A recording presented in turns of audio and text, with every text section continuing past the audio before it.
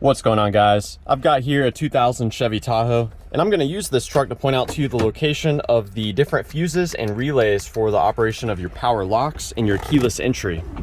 So the behavior of those locks is controlled by the body control module, and there's a fuse under the hood that has the purpose of sending power to that module. So we're definitely going to check that out first.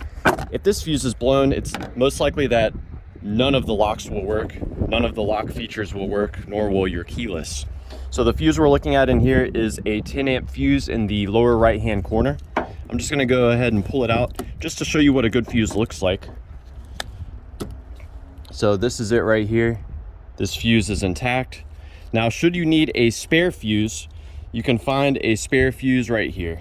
So this is a 10 amp spare fuse to replace it should you need one. There's also a fuse puller here that may be helpful for you.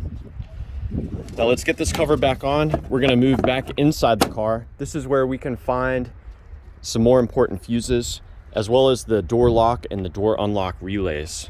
So they're gonna be over here to the left of the steering wheel. We open this cover here just by pulling it straight out. And again, there's some spare fuses here, and there should be a fuse puller there as well. Now let's talk first about the fuses. So there are two fuses in here that should be receiving constant power.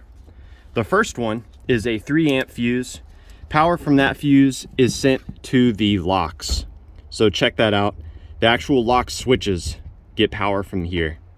The fuse underneath it is a 20 amp fuse, what I call the parent fuse. Power from this fuse is sent to all of the lock and unlock relays. And those relays proceed to send that power to the actual door lock actuators when those relays are engaged. So you could have 2 or 3 relays. So all of the Tahoes, regardless of trim, will have a lock relay right here. Now, if you have keyless entry, you will have the unlock relay. You'll actually have 2 unlock relays. If you do not have keyless entry, you will only have this relay.